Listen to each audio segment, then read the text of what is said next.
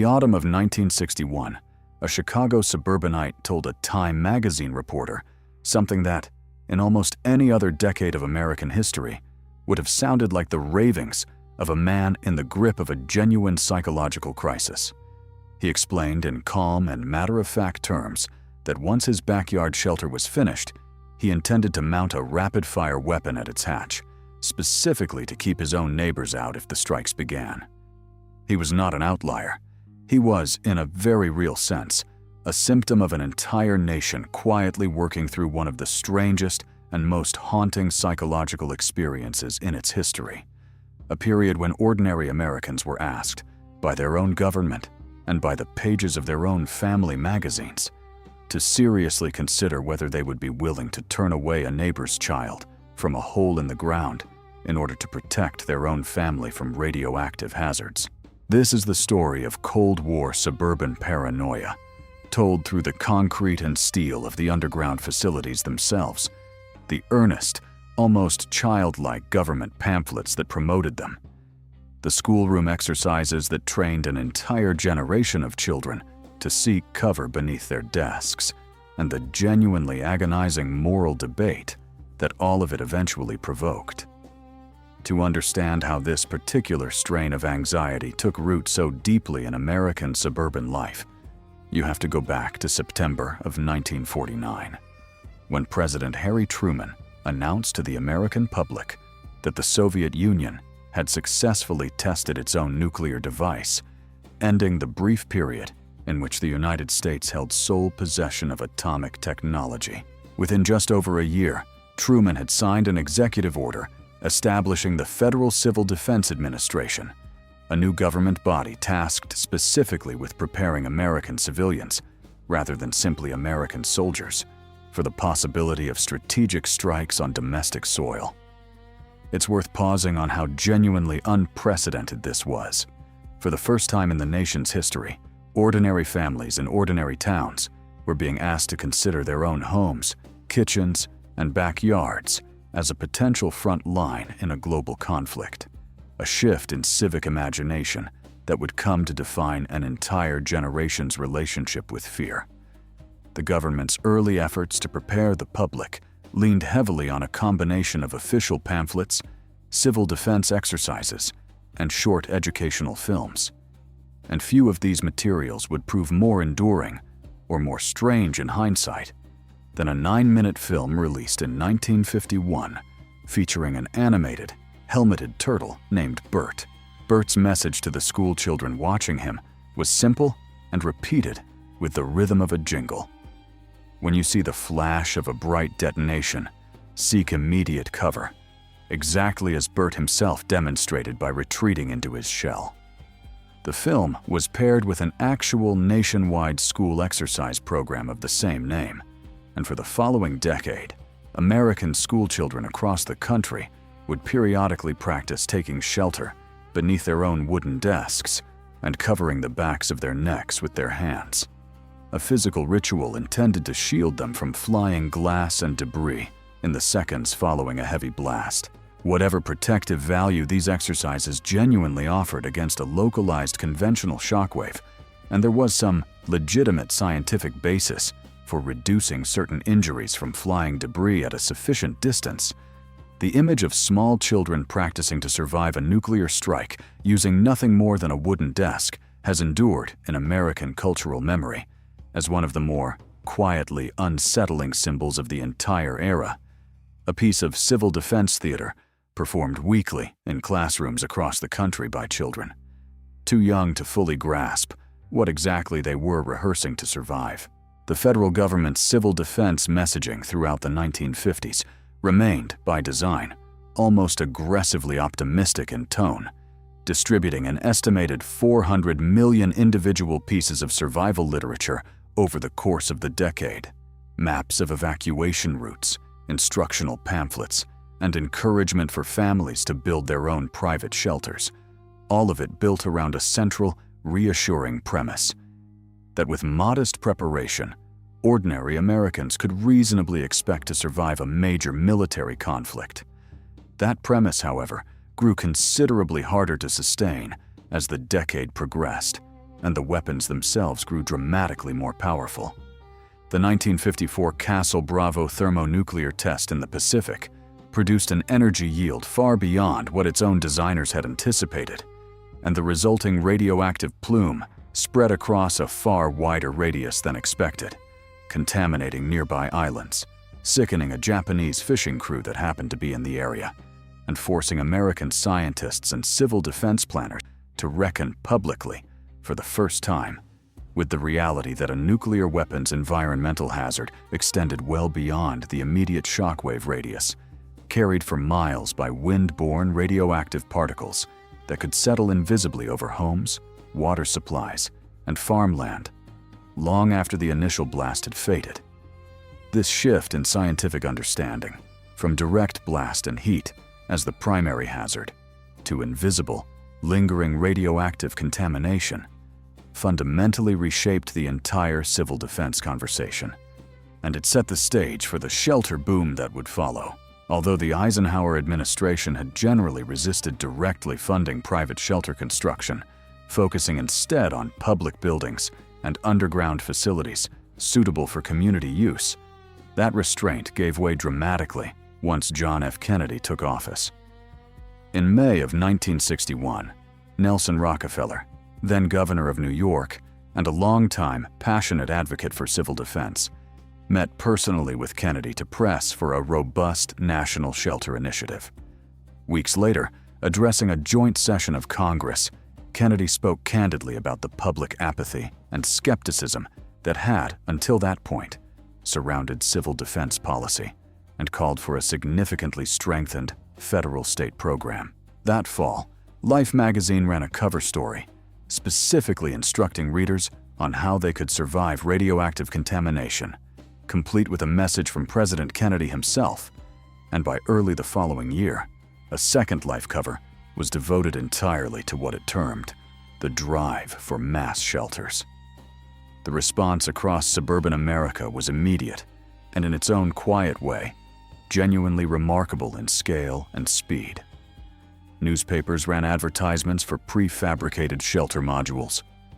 Hardware stores stocked radiation detectors and canned rations specifically marketed for underground survival. Homeowners across the country began digging into their own backyards, constructing basement bunkers or standalone underground units, often based directly on standardized blueprints the Office of Civil Defense had begun distributing to the public.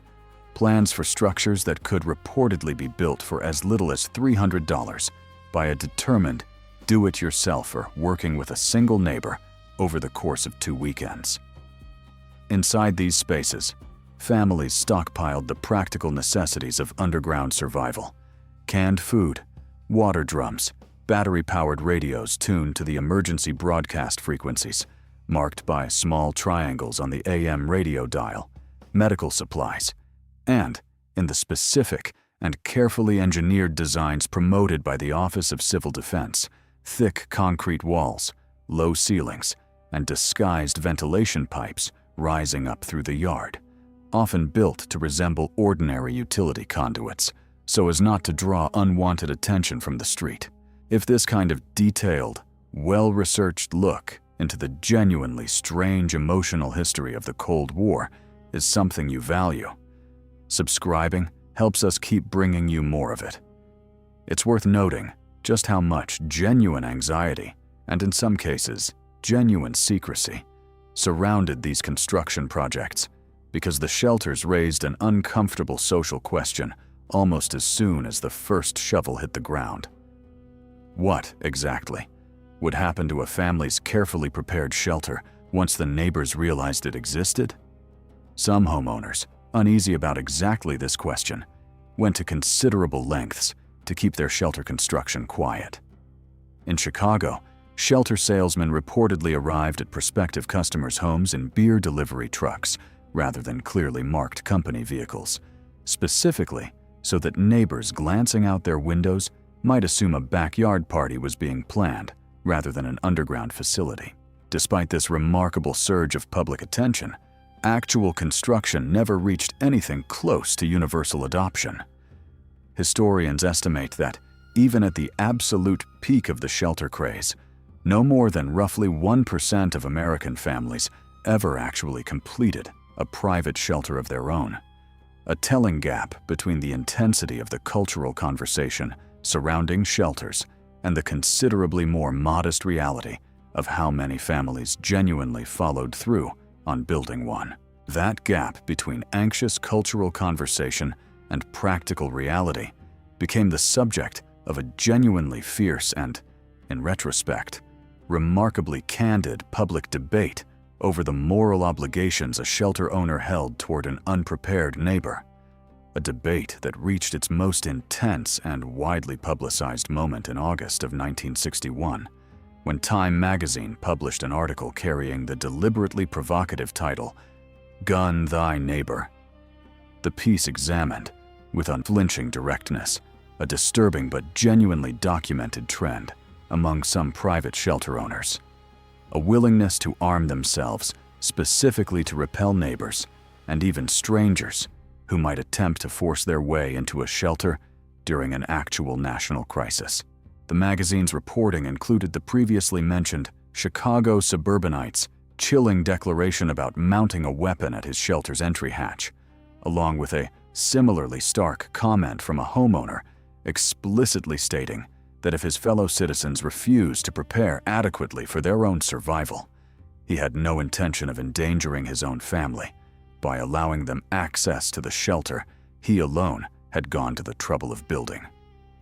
The article specifically sought out reaction from clergy members across a range of Christian denominations, and the responses it gathered revealed a genuine, unresolved rift running through American religious and civic thought on this exact question. Several ministers expressed clear discomfort with the entire premise of denying shelter to a neighbor in mortal danger, with one declaring plainly that the strict Christian application of the situation would require a shelter owner to personally step aside and let a more desperate neighbor take their place inside. That same debate escalated considerably weeks later when a Jesuit priest and former Georgetown University ethics professor named Father L.C. McHugh published an essay in the Catholic magazine America titled "Ethics at the Shelter Doorway"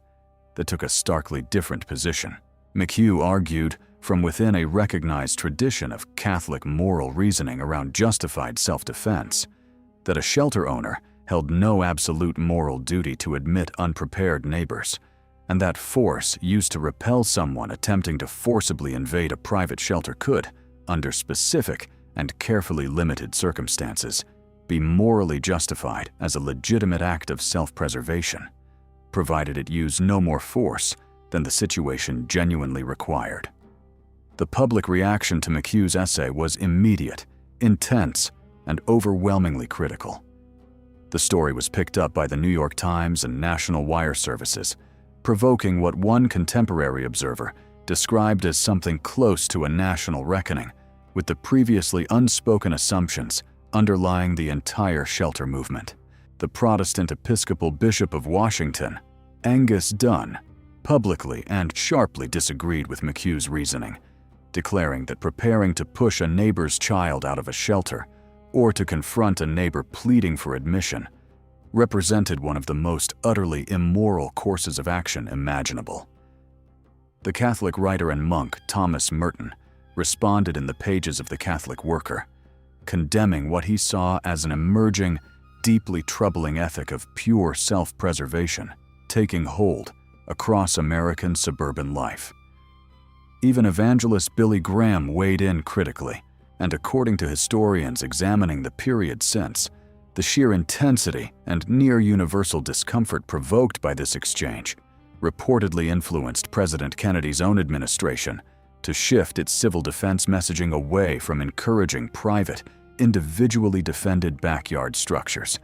and toward a considerably less morally fraught model built around larger, publicly designated community facilities housed within existing public buildings. Spaces intended, at least in principle, to be available to any citizen who needed them, rather than jealously guarded by whichever family happened to have built them first.